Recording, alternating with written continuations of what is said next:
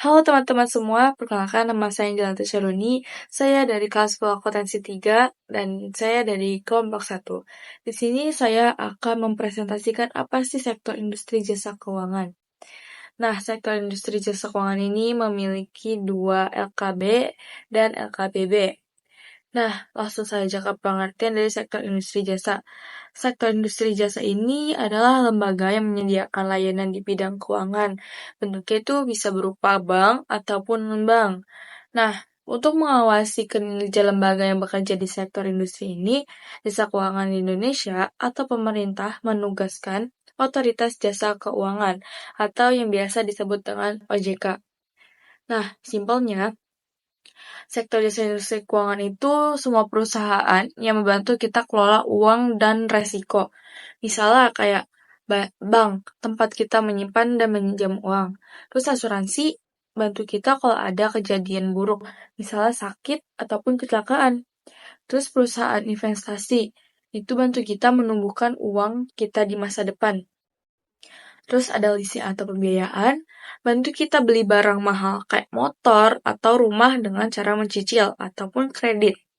Jadi, intinya sektor ini memudahkan kita dalam urusan keuangan sehari-hari dan perencanaan masa depan. Kemudian, ada lembaga keuangan bank. Lembaga keuangan bank ini adalah lembaga keuangan yang menghimpun dana dalam bentuk tabungan, giro, dan deposito, kemudian menyalurkannya kembali dalam bentuk pinjaman atau kredit. Nah, fungsi utama keuangan bank sebagai tempat menyimpan uang, menyalurkan kredit, hingga mengelola dana nasabah untuk kepentingan bersama. Nah, LKB ini ada jenis-jenisnya. Yang pertama ada bank sentral. Bank sentral berperan dalam mencetak uang, menetapkan suku bunga, dan memberikan pinjaman serta menjaga stabilitas keuangan. Kemudian ada bank umum. Bank umum berperan dalam melaksanakan kegiatan keuangan secara konvensional ataupun syariah dengan menghimpun dan menyalurkan dana dari masyarakat. Kemudian ada bank perkreditan rakyat. Nah, peran bank perkreditan rakyat ini atau BPR masih sama dengan bank umum. Kemudian selanjutnya ada LKBB. Nah, LKBB ini kepanjangan dari Lembaga Keuangan Bukan Bank. Nah, ini adalah entitas keuangan yang beroperasi di luar sektor perbankan konvensional. Secara umum, LKBB adalah institusi yang menyediakan beragam layanan keuangan, namun tidak memiliki izin sebagai bank komersial.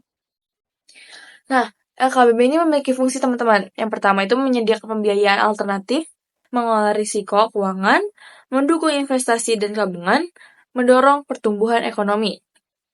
Kemudian tujuan utama sektor industri jasa keuangan yaitu menyediakan akses terhadap layanan keuangan, mendukung pertumbuhan ekonomi, mengelola risiko dan memberikan perlindungan finansial, meningkatkan efisiensi dan inovasi dalam transaksi keuangan, memfasilitasi investasi dan perencanaan keuangan jangka panjang, menjaga stabilitas keuangan dan kepercayaan publik.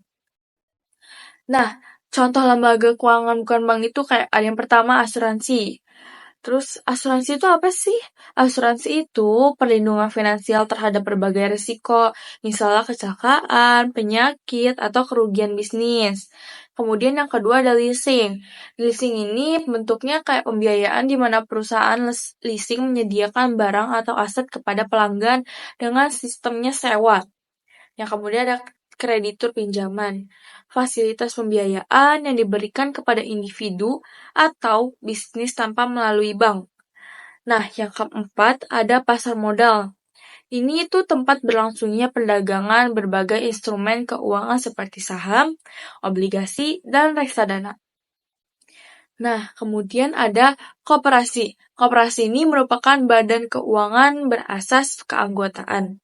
Lalu ada dua pegadaian.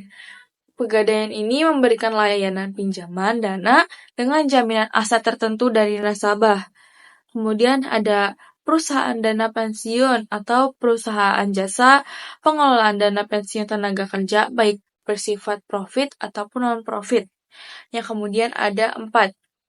Perusahaan modal ventura itu lembaga yang bergerak dalam aktivitas pembiayaan perusahaan yang mendapatkan bantuan modal.